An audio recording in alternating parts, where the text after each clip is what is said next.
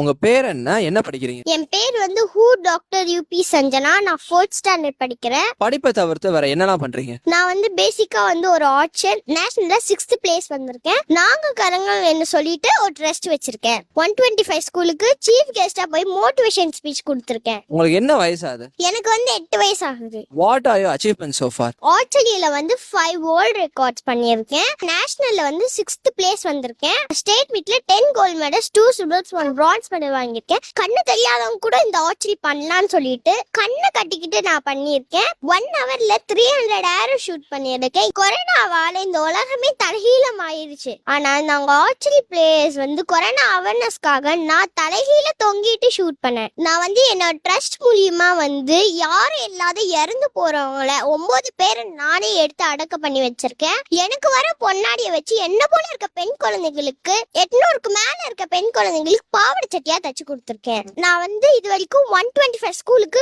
Chief கெஸ்டா motivation ஸ்பீச்சுக்காக போயிருக்கேன். பெண்களுக்காக உரிமை பத்தி பேசுவேன், கல்வியோட முக்கியத்துவத்தை பத்தி பேசுவேன், செக்சுவல் டார்ச்சர் பத்தி அவேர்னஸ் கிரியேட் பண்ணுவேன். உங்கள மாதிரி இருக்க ஸ்டூடண்ட்ஸ்க்கு நீங்க சொல்லக்கூடிய ஒரு அட்வைஸ்?